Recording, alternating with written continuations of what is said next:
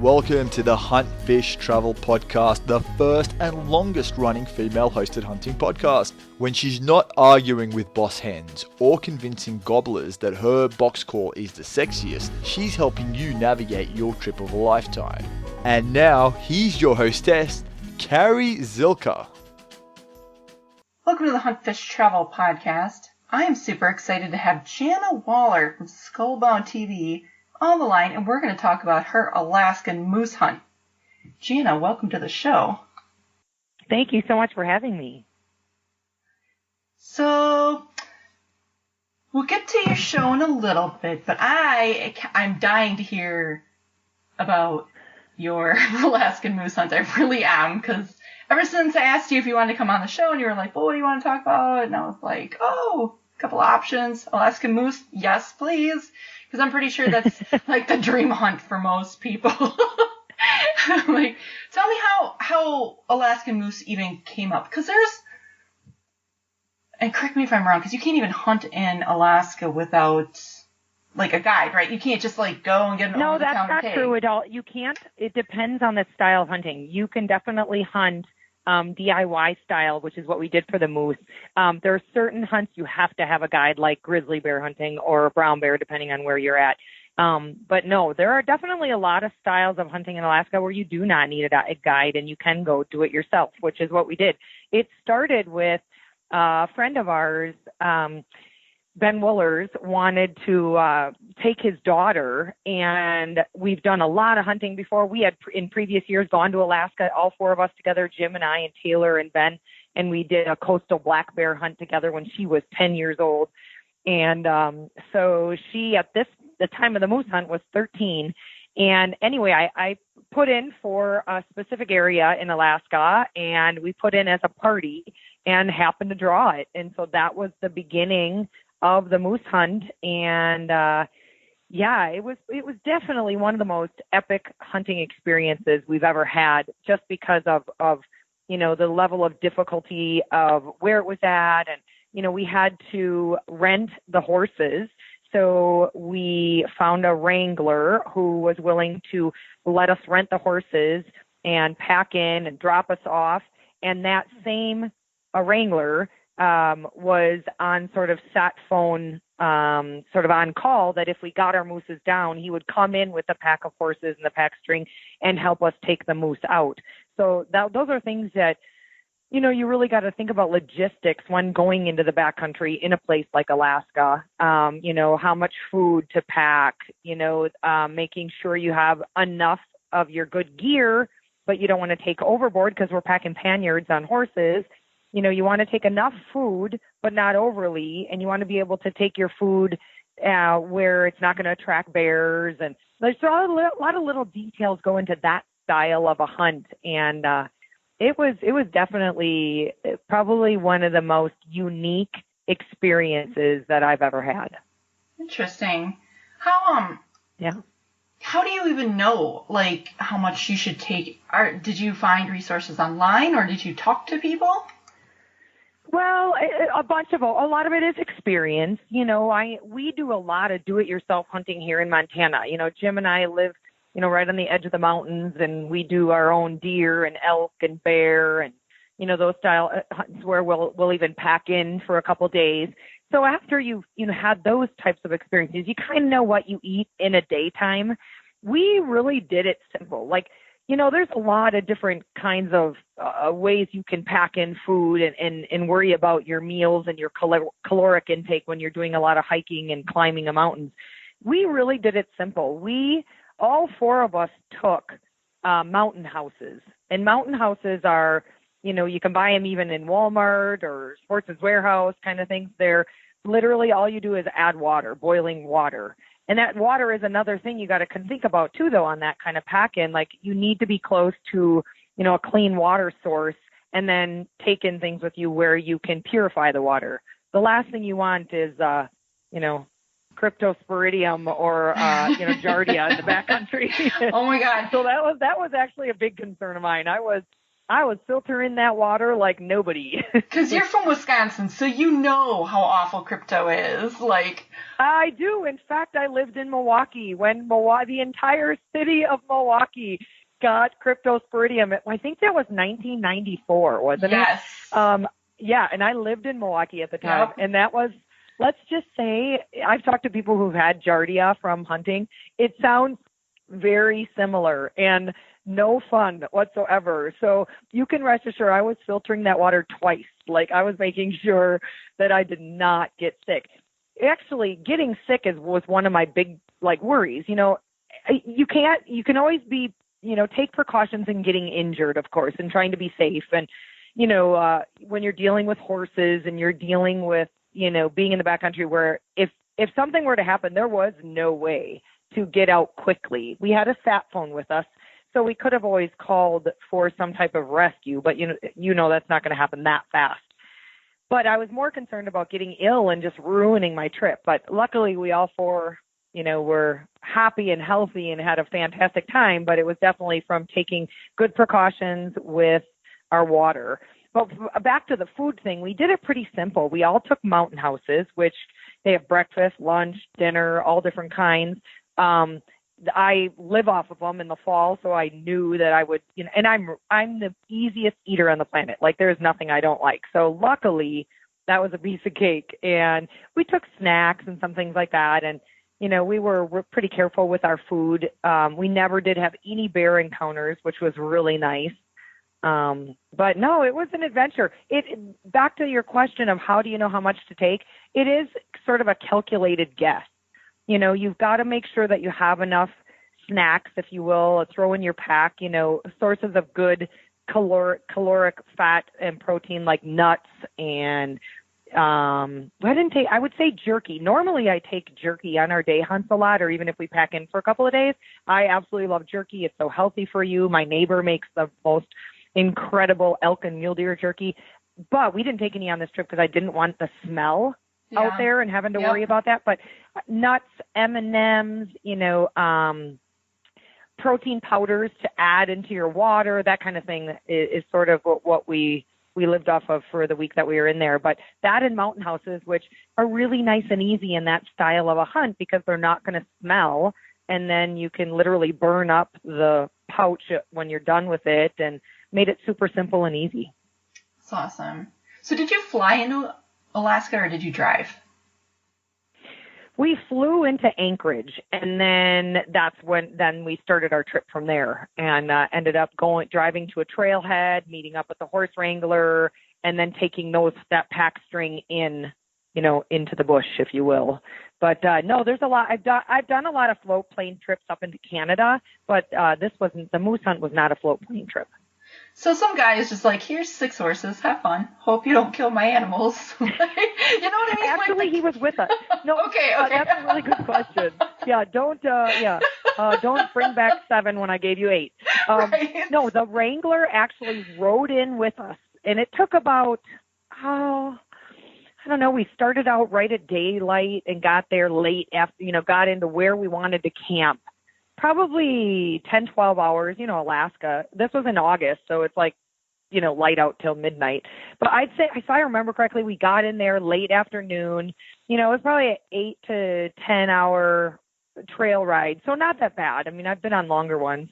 I've had a little experience. I went to guide school in Wyoming, and it's funny, I definitely in no way, shape, or form a horse expert, but I felt pretty comfortable knowing a little bit about if I needed how to saddle and how to I definitely knew how to pack panniers because that's something really important that you learn in guide school. But it was nice to have the wrangler there as well. And it was funny because I wish we could have filmed the entire ride in, because the horse wrangler got bucked off his horse 3 different times. We were cutting trail. It was almost like it could have been its own reality TV show. But thankfully, let's just say we all got in safely, and and it worked out well. We actually, it was kind of such a conundrum getting in there, and the horses were a bit crazy. I had a decent one, and we all had good horses. I don't mean to rip on the horse wrangler, but it was a little chaotic. And so at the end of the trip, I had gotten my moose. Taylor had gotten her moose. We took care of the moose, meaning they were all completely, field dressed in their game bags, hanging up high, try as high as we could get them away from bears.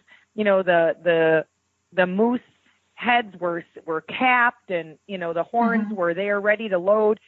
So both moose were ready to load out, but we actually ended up walking out to the trailhead because, first of all, when we sat phoned the horse wrangler, he was not able to come in and get us for 2 or 3 days. And we were, we were well into the hunt. We had already gotten our moose, and Taylor and Ben are really adventuresome, just like Jim and I. Like, they're up for anything. And we're like, we could really walk out of here. It's probably only about 15 miles up over one big mountain. Now, I have to say, Taylor Woolers is by far the toughest little teenager girl I've ever met in my entire life. And it's because of her growing up in a hunting family. Ben is a guide and outfitter here in Montana, and he has literally started her hunting when she couldn't even walk. She was in his backpack hunting mountain lion, so she's very experienced for her age. And I thought for sure she was going to peter out on us halfway through our hike out, and she did great. I wish we could have literally filmed from start to finish. But one of the other concerns you have when you're going in on a hunt like that is battery power for your cameras and cards. And, when we're hiking out, our backpacks are loaded. It was pouring rain. We literally hiked 15 hours. It's not like you want to stop and grab the camera and film every moment, You're just trying to get out, and you're hungry, and you're sore and achy. I had a bad knee. Ben had a bad knee. It was a challenge getting out, but it just added to the adventure. But I wish we would have had cameras rolling the whole time, because I think people would kind of really like to see that. Let me ask you, with the cameras, like, obviously with a TV show that you've had for quite a while, how much do you estimate? Like, how much do you bring per day? Is it a per day estimation? Like, I need 3 32 gigabyte cards and 4 batteries or whatever. Well, luckily that's Jim's department. I can throw all that at him. We're not a couples show. We don't film each other equally. You do not want me behind the camera if you are really, really wanting to get that hunt on film. I might end up having a good day here and there behind the camera. And if you've watched Skullbound, you do see Jim showing up on the episodes here and there when we are just happen to be in a situation where he's got a tag too, and I'll hop behind the camera. But definitely any kind of techie questions or gear, and that is so Jim's department. He has been doing this for so long. Before we started Skullbound, and we're in our 7th year with Skullbound, he did another show for, I think, 6 years, where he was a director of photography, a cameraman, and editor. And so he's really good. What we did on this particular hunt, because we were concerned about panniard space and weight and charging apparatuses and stuff like that, we literally took one of our smaller cameras as well as our still camera that shoots video. So both are kind of smaller, on the smaller end of the scale for cameras. We obviously took extra batteries. We also took our solar charging panels for the cameras. But that's pretty minimalistic. We didn't take any lighting kits, any flex fills, any of the extras, so to speak. It's pretty bare bones, a bare bones equipment. This is why I podcast and not have a TV show. It all sounds so complicated and so much to think of. Just the amount of work and the amount of time and effort that you guys put into a single episode just blows my mind. It's so much. It's funny too, because it's when you're watching a show on Sportsman's Channel, you're watching like 22 and a half or 23 minutes of content. We literally have, from every single episode we film, and it varies depending on the hunt, of course, but we love to film it all. Like on our show, if I see a porcupine while I'm walking to go, look into this valley trying to find a bull, I'm going to film the porcupine, and I'm going to film, stuff that I find interesting and fun, and part of the whole just immersing yourself in nature. So we literally will end up with 6 to 10 hours from one episode and have to boil it into telling a story in 23 minutes. it's very, very challenging, especially when your story needs to flow chronologically, but you also want to include the stuff, to me, what hunting is all about. Now, what it means to me might be different what hunting means to somebody else, but I think we've done a fairly good job in the last 6 seasons. We're working on the 7th, so I say 7 years. But in the 6 seasons we've been on the air, hunting to me is about what I just said, immersing yourself in Mother Nature and, the adventure of it all. And it's not about the trophy at the end. Now, that being said, we all like a big trophy at the end. I'm not saying that I don't love a big moose or a big bull or elk, or muley or bear or whatever it may be. But that's not the end goal for me. It is a lot for a lot of other TV shows. It totally is, and that's fine. But it's hard for us to, yes, we want to show the hunt and we want to show the kill shot and we want to show the celebration and all that. But more importantly to me, it's the journey, and it's what you experience along the way, trials and tribulations. It's pushing yourself through bad weather, or, mile 15 is about to, your knees are going to give out, or whatever. Maybe it's showing that passion for being out there. And it can be pretty tough to tell that in short story format. And what's even funnier is, with things going online so much, what does really well on our website, we just launched a new website, and it's got some video clips up there. It's going to get more and more as the weeks go on, but people really like that under 1 minute content. And, and I'm the same way. When I'm sitting on the couch late at night and perusing through social media, I like short video clips. I like to see funny encounters or cool wildlife or whatever.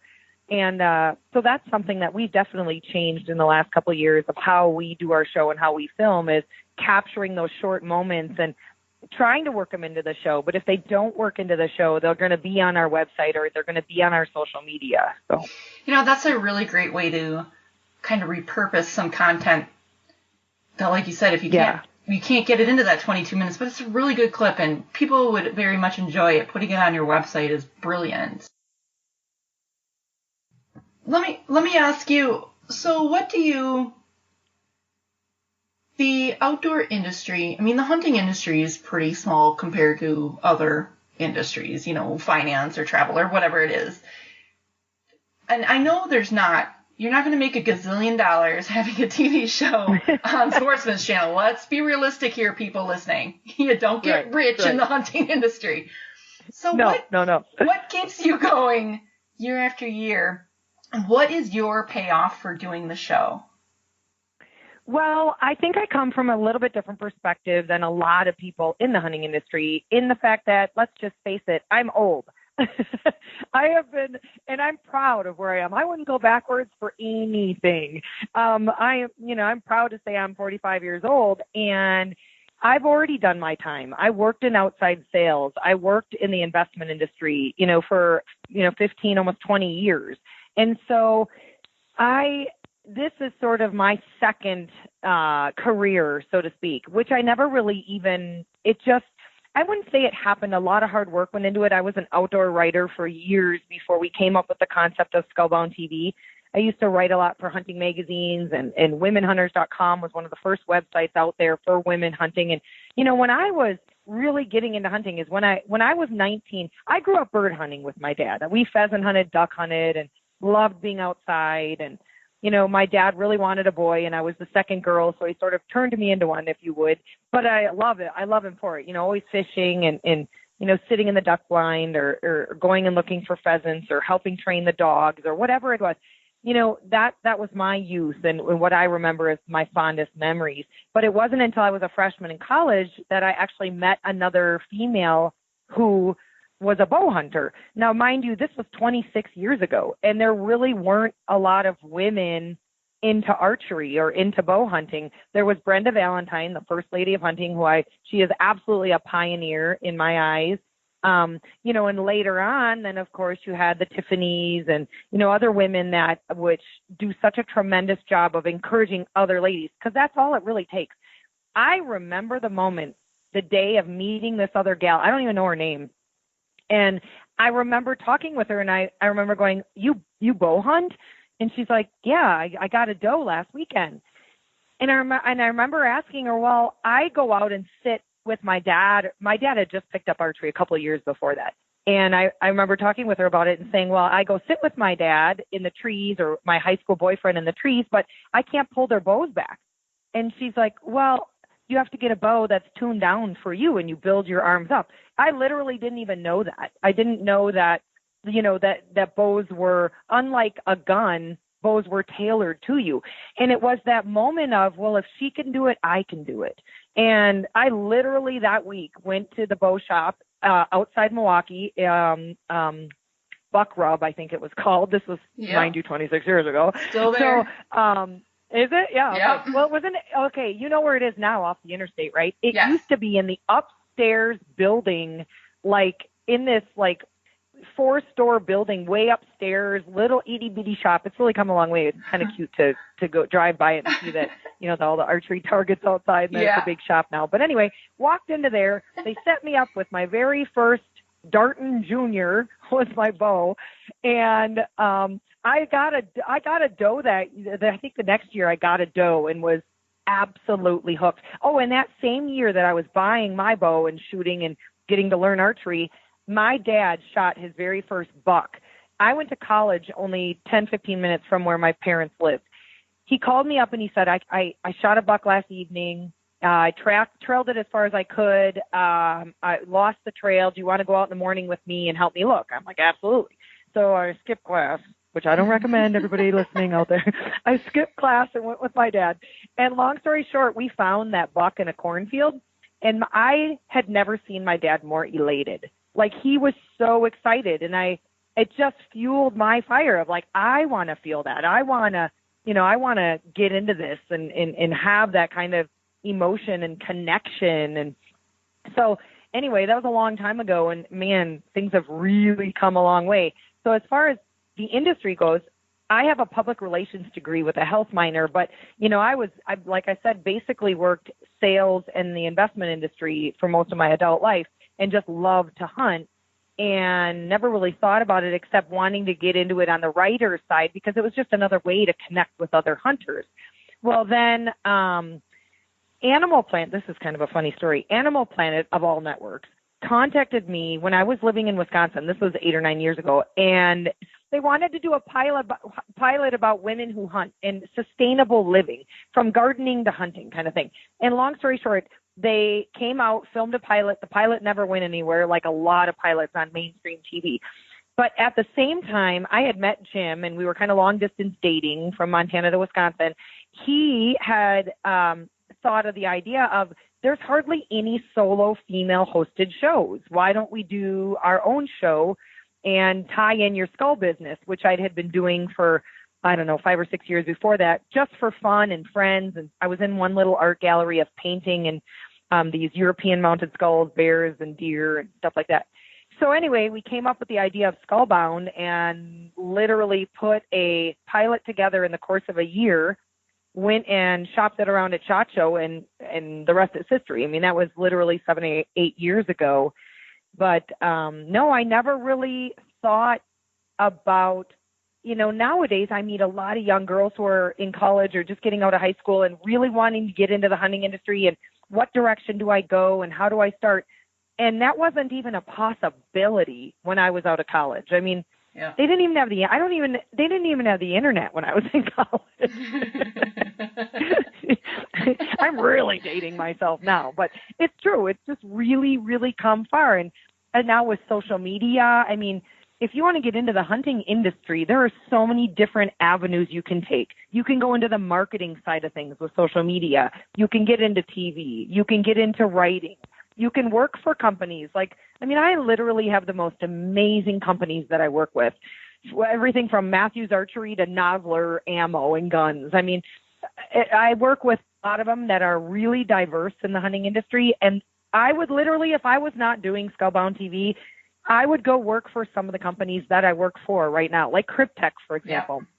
Yeah. My camouflage company that I represent, it is filled with some of the most incredible people I've ever met. I mean, we're talking heroes of this nation. You know, it was founded by Butch and Josh, both Apache helicopter pilots. They collectively, I think, have 23 years military service.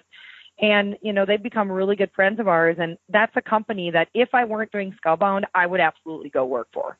Yep, they came on as a sponsor of the HuntFishTravel last fall. Nice. And I couldn't be happier. I couldn't be happier. Yeah. The pattern, every time I wear it, I get compliments constantly. They're like, oh, that looks really cool. And then the patterns show up randomly, like on people's hats and like all over the place. It's really cool. Yeah, they've really done a good job of getting on the licensing side of things. You'll see, you know, they have their own gear, of course, on cryptech.com, but then you'll see a lot of other companies using their patterns now on everything from, I've seen it on Mountain Dew cases, to video games where you get to select, what's that big video? I'm not a gamer, but there's a big video game out there, one of the biggest out there, where you get to a certain level and you can choose Cryptech as your kit to wear. But it's really, there's another thing that has completely changed from when I was 19 years old to now is gear for women. A lot of these companies are realizing that, you know, they can be very successful in targeting the female hunters. And we're only getting stronger and stronger every year. You know, the demographics show that women purchasing hunting licenses is on the rise every year, whereas men's are falling off. You know, our older generations of men in their 70s and 80s and even 90s, those hunters are falling off. And you know, unfortunately, dying or getting too old to really get out there. And women are the ones who are replacing those numbers within the industry. And companies are seeing that and really starting to target awesome products for women, and it's a fun time to be a woman in this industry. Side note, the game is Call of Duty that you were thinking of. Call of Duty, you can actually wear cryptic camo. Yep, totally. I'm a big COD fan. I'm a nerd. So, yay for video games and awesome camo. Exactly. So how do you handle the companies? Because while there are a lot of companies that do embrace women in the outdoors, there's a lot that don't. I don't know how many have turned up their noses, or it's so hard to even get them on the phone because they don't take you seriously. How do you handle those companies? Well, to be completely honest, I really haven't dealt with that a lot. Partly, I think, is because of my age, and it's funny, I look at it as a complete bonus. Being an older woman who, you know, has had a couple of decades worth of hunting, who, you know, kind of can walk the walk and talk the talk, if you will. What I've heard from most of my sponsors and even people that I've just been talking with in like at the SHOT Show or ATA or something is a lot of companies, they don't want that young cutesy girl, you know, nobody holding takes their product, serious. Right, who doesn't have the experience or who doesn't have the knowledge to carry on good, solid conversations with people asking about the product or asking about the hunting situation. And so for me, I really haven't dealt with that. I haven't really dealt with companies not wanting to jump on board the women in the outdoors bandwagon. You know, my biggest thing, which I've really had to learn to deal with being in sort of in the spotlight, if you will, my biggest complaint isn't companies, because I've just been really blessed in that category. My thing is, I didn't know when I started this how to deal with the anti-hunters. That was the most eye-opening thing to me. I've never really had doors shut in my face. Now, I've definitely had no's in the beginning because, you know, maybe people's budgets aren't there, or they don't have, you know, they already work with XYZ people and they don't have room to work with more. And that, you shouldn't take things like that personally. There's a lot of companies out there that, you know, have smaller marketing budgets and they simply can't even give away free product, you know, and maybe they could give you a discount, but I've never taken that personally. You just, you know, keep putting your foot in front of the other and knocking on other doors and building that resume. It really helped that I had been an outdoor writer because that kind of opened up some doors for me. And that's one of the things I always tell younger women who are really wanting to get in the hunting industry and build that resume. And well, my first thing is build a classy social media platform. I know for a fact, while there may be a few companies out there that are different, my sponsors do not want anything that's less than classy. They don't want the girl in her bikini in her backyard pulling her bow. They don't want, 6 inches of cleavage hanging out while you're posting product pictures. They don't want that. And not to say that you can't still be beautiful and classy, with your products, but they really they really don't want anything to do with that sexism selling their products, which is kind of nice. I mean, I actually think that that's smart. Now, there's maybe other companies that would want that, and that's fine too, but especially in maybe the tactical world or the 2A world. Their marketing strategies are a little bit different than a lot of the hunting industry, so to speak. But I haven't really dealt with a lot of negativity on that front. The negativity I had to really get used to, and now it's kind of comical, but trust me when I say it wasn't in the beginning, is dealing with death threats and dealing with people coming onto your social media and flat out calling you the worst horrific names under the sun. And, it's become old school and it's nothing new to people. But when I started, I'm a techie idiot anyway. Like, I've never been like, I had to basically get my arm twisted to start Facebook years back. I think I started Skullbound Facebook page and even my own Facebook the same time, like 7.5 years ago. So I've never been real social media savvy until Skullbound came along, but it's been the only really solid short advice I can give to other women and men who might be experiencing really negative backlash is do not argue, do not even engage in conversation. Simply ban that person on Facebook, Instagram, and Twitter and go back and erase their comments. That's the only way to do it. And unfortunately, I learned the hard way. There were years ago, I was getting harassed by this guy out of Oklahoma, and I didn't understand that he posed as a hunter saying he had a problem with one of my photos. Well, that started an engagement back and forth, and I should have known better because he was coming in under the guise of, I'm an old school hunter and I think you're unethical kind of thing. Now that to me is a very big insult. And because I try to be reverent and ethical and moral and brand hunting because it's so important to me. I want to pass it on to the other generations. I want people to realize that hunters are animal lovers. So my image is really important in the field photos I post. So that's how we started the conversation. And it only went further into that. And then the name calling started and the murderer. And I'm like, oh, this guy. But I wasn't smart enough just to ban and delete him. I kept arguing my point and ended up, long story short, having to hire an attorney to send him a cease and desist letter because he was literally ruining my days. He was going to sponsors. And the funny thing is I wasn't aware that all my other sponsors were already aware of this type of rhetoric, and they were like not even worried about it. They're like, just ban and get rid of him.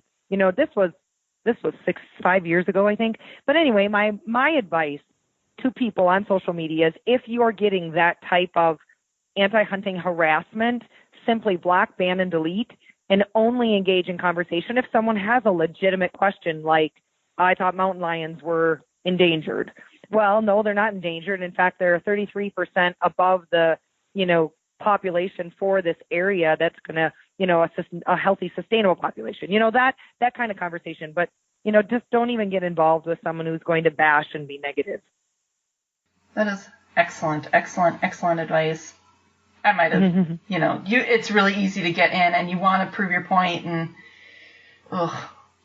and those anti-hunters are sneaky. They're sneaky. They are sneaky. And, I wasn't on Facebook, for example, if someone friend requested me and had a picture of themselves in camo or a picture of a bow or a gun, I'm like, yeah, sure, whatever. I didn't really screen people. And so it's taken years of banning and deleting and weeding them out. And they still come on once in a while, but it's so much less than it ever was before because I don't get involved in the negativity and I ban, delete. If someone, Jim and I run our own company, Skullbound, ourselves. We do all of our own marketing, all of our own sales, all of our own social media. It's just us. So I read every comment and everything that comes in. And it's just so much easier if someone's being negative towards me or anybody else I'm affiliated with. I'm just going to ban, delete, and move on. And I can imagine, because you're not afraid to post a lot of the bloodier pictures, and there's that photo that I'm sure has been downloaded and reposted a million times of you in the stream with the where you're washing the blood off Moose hands. on my back. Yeah. It's perfect. It's fabulous because it's real life. It's funny because that picture, that picture was a Tenzing photo shoot showing how great their backpacks are, which they are absolutely incredible. And that was a real moose. That was a moose that someone in Wyoming had gotten 3 days before that we used for that photo shoot. And I've been nothing but clear about that. Well, that picture is, first of all, epic. Lee Chouse is the photographer, and he's absolutely amazing. Any of the really amazing pictures most of the amazing pictures you've seen out there of the Shockies and Cameron Haynes, and they've been done by Lee and his crew. And anyway, in fact, I've got 2 of them blown up huge here sitting in my living room because he's just so epic. But yes, that got a lot of talk and a lot of, first of all, out comes every keyboard cowboy under the sun. You're going to get Giardia drinking that water. Well, it was a photo shoot, and I know better, and I didn't really drink it. I was splashing it up on my face and acting like it's a photo shoot. It's a photo shoot, right? Every single hunting industry company has done it. And then the funny thing is, there's no way that moose is real. That girl couldn't lift that moose. La la la la la. Over and over and over. And you want to fight back. Like, I'm a fighter, right? I'm a right fighter. And I don't like to fight, but when I do, I'll get in there with my cannon and fire away, right? But you're always going to have that. If you are in the hunting industry or you do a lot of social media, you're going to have people out there who want to bring you down, who want to attack, and that's okay. The next year later, I got my moose. You saw that moose on a DIY hunt in Alaska, processed it ourselves. I've got beautiful photos. They're not as bloody, but beautiful photos of that moose on my back, my moose, same weight, so I could come back and go into this whole rhetoric about that for someone who's ripping on me, but I just think it's important that no matter what, to just don't let the negativity get to you, because I see it all the time. I don't see it on our stuff all that much, but I see other people creating division in this hunting industry where I would never have let my kid shoot that dink buck, for example. I see that a lot, and I'm like, are you kidding me? In my opinion, letting a kid shoot a monster whitetail for his first deer is actually worse than having a kid shoot a spike buck. You're giving him the wrong message. Yep. You're totally setting him up for failure going forward. Yeah, exactly. I certainly am not going to put that on anybody's photo, though. I think it's important to remember that there's a human being behind every photo. There's somebody with feelings and emotions. And, I just think it's important that even if you disagree, you can disagree, but you don't have to post it. We all need to band together because we're a lot stronger together. The one thing, too, that has really shocked me in getting into the hunting industry is the forces that are going on behind the scenes trying to stop hunting. And I'm really lucky. I work with the Sportsmen's Alliance. I work with the National Wild Turkey Federation. I work with the Mule Deer Foundation. I mean, companies who this is what they do. They are in the conservation business. They are in the hunting industry, and they want to desperately protect our herds, our flocks, and our heritage. And I've really, through these companies, have begun to understand the forces that be going on behind the scenes, all the court cases every single week that are being instated to try to chip away at our hunting rights. And what I really think it's important for everybody to realize is that we need to band together. We are much stronger unified than we are separated. And the way we get separated is when you have elitists in the group who think one style of hunting is better than the other, or one area is, I don't bird hunt, I only big game, whatever it is. The elitist attitude, I think, is detrimental to our hunting heritage. And I also think being negative and not banding together. And I really think that I see it. If you can just page through social media, you could see some of the negativity coming out in people. And I just think it's important to not get wrapped up in that, to stay positive, stay strong, be encouraging, and just try to get involved on all levels. Like, I have a lot of people asking me, like, because I do a lot of work with the conservation groups and my skull business and tying them in together. A lot of people asking me, like, how do I give back? What's an easy way? I don't have a lot of time or I don't have a lot of money. Well, there are definitely simple ways to give back to protect what we all love. And that's, become a member. Most of them are $35 a year to become a member of like NWTF or Mule Deer Foundation. And you can literally, I belong right now to 7 conservation groups. I'm a lifetime member of 3 of them. You can literally join 9 or 10 conservation groups a year for less than $1 a day. And those membership dues do a lot of work. They really do. And you'll get good magazines out of it. And inside the magazines or your online magazine, it's going to tell you little ways that you can get involved in your community or your chapter. Or, I think it's really important that not only we appreciate this hunting heritage that we have, but we ourselves, individuals, give back to protecting it. That's a good point. Very, very, very good point. Let's circle back a little bit back to your Alaskan moose hunt. So you went in with the horses. Yep. And tell me about the hunt itself. Tell me about the day you got your moose. Oh, sure. Well, we got in the horses. We set up camp. Now, mind you, where we were in the area we pitched our tents on the highest point possible. Once you got in there, it was really obvious of where you should set up camp because you need to strategically be able to cover as much ground as possible. So we chose obviously the highest point, set up our campsite, figured how close we were to water, and then just started glassing. And that very first evening, we glassed up 4 or 5 different bowls. I mean, this is just moose heaven where we were. And it was a really unique drainage where 3 or 4 sort of canyons merged together with a river on the bottom.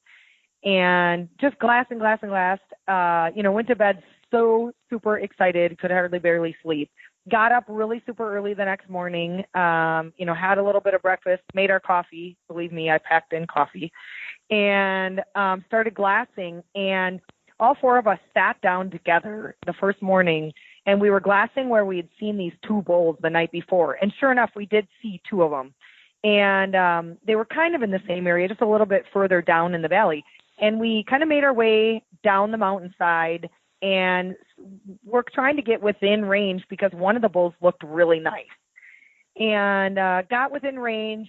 The bull it's actually on the show. It was really funny. He was running around, and there was a cow with him, and, it was just the start of the rut, and he was acting all, he was displaying his horns and rubbing them and dancing and jumping around. I mean, I've never even seen moose act like that. It was really, really cool. But he, at one point, ducked back into the timber, and we never saw him again. Well, we just all decided, to glass up and try to find something else to go after and make a play. And Jim had actually spotted my bull, about a mile away. Literally, it was way far down in the valley, but it was a big open meadow. And he saw this bull bed down.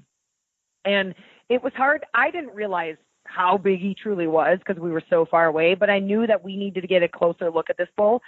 And going down through the base of the mountain, though, to get onto the meadow bottom, it's super, super thick. You make tons of noise. So Taylor and Ben stayed up on the hillside, and Jim and I dropped off. And, it literally took us an hour just to get down mountainside to the valley floor and through the thicket. And by the time we sort of made our way to the edge of the meadow, I popped around the corner and kind of looked into the meadow, and there's a cow staring at me like 80 yards away. And we quick duck back down, and, I motioned to Jim, there cow's right there. I think we're busted. And gave it a couple minutes and ended up slowly standing up and peering over there. And sure enough, no bull, no cow. They were gone. We busted them out. And we're like, well, it's opening day. That's no big deal. So we made our way kind of on the edge of the meadow. We sat down, and Jim's the one who said, let's just do a sequence of calling and see what happens. And I'm got my pack off, and I'm actually, I can't remember if I was putting on my rain gear or taking it off. It's Alaska. Your rain gear goes on like every 10 minutes, right? So, but when you're hiking in it, it gets kind of hot. So I think I was taking off my rain jacket, digging around in my backpack. Jim had literally set the GoPro up in front of us, facing me. So all that you see on that particular episode, which you can watch on My Outdoor TV, what you can see of my face is all live on the fly. I'm digging around in my backpack, and he goes, don't move. And he's kind of hitting me with his arm, and he goes, big bull. And I'm like, I didn't know where to look. I couldn't move my head to look and see where he was looking, and which I eventually just did. And across the meadow from us, I literally see this monster moose. Just his horns just kind of, milling around, slowly moving a little bit. So moose have bad eyesight, and luckily I was able to move and get into situation and get my gun up on the bipod and get all ready. And we have that bull moose on film for 8 minutes. Now, mind you, you're not going to see 8 minutes in the show because, like I said, it's a 23-minute episode, and you got to tell a big story. We have him 8 minutes raking a tree, right in front of us, and I had no shot, and it was awesome to watch. But I'm the kind of hunter that it's almost good if I don't have a whole lot of time because, you just get so adrenaline filled, and then your heart's racing, and it was so exciting. Well, finally, this big bull kind of walked away from the tree that he's rubbing and goes broadside, and I put that first shot on him, and I knew that first shot was a done deal. I had my Nosler 300, and he runs a couple steps and just stands there, and I put he's quartering away. I put another shot on him, and we literally just watch him tip over like a big tree.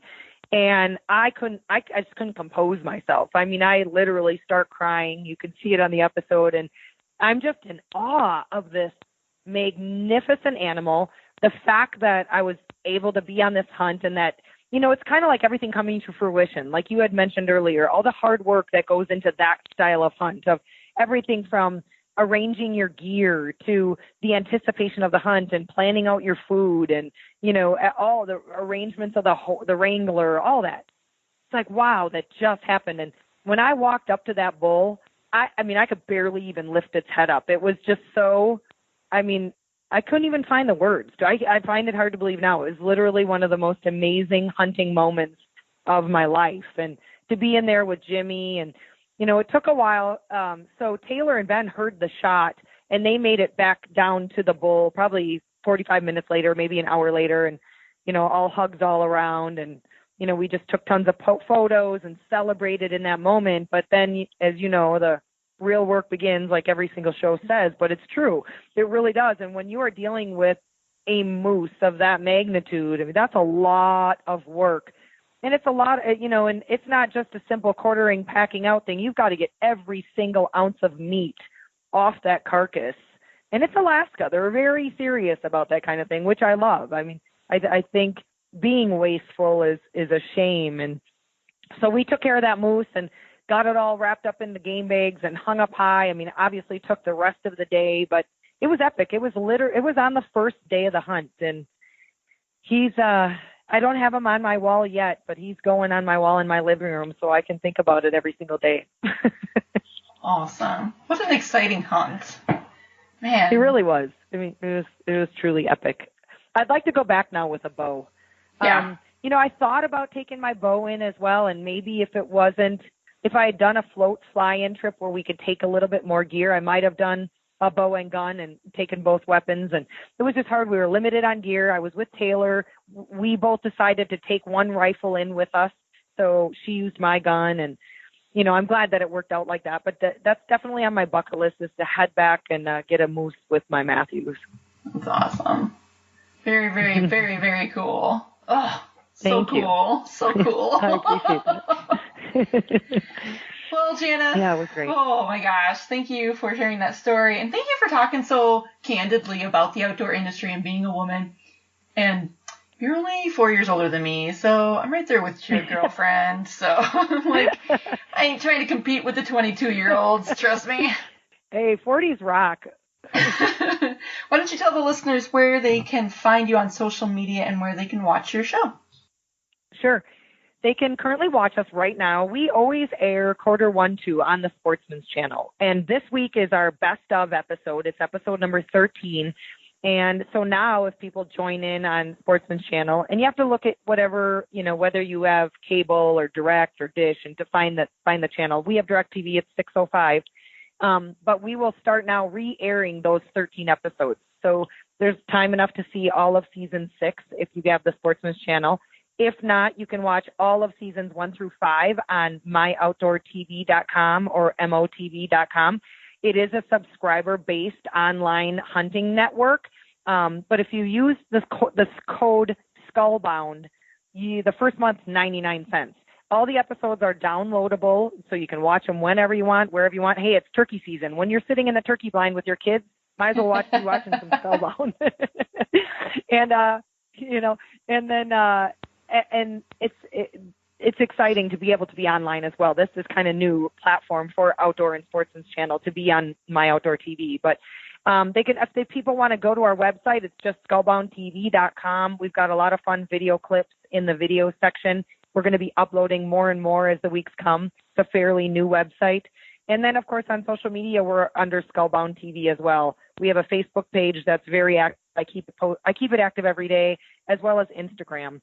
I'm on Twitter, too, but I don't post as much on Twitter as I do on Instagram and Facebook. But that's where you can find us. Excellent. Well, again, thank you very, very much for taking the time to come on. I appreciate it, knowing how busy you are. And I really appreciate you spreading the word and passing on our passion. And let me know. I'll be happy to come back and we'll talk about anything else you'd like to talk about. I will take you up on that, because anybody else who understands the cryptosporidium reference is okay. I'm with you, girl. I got it.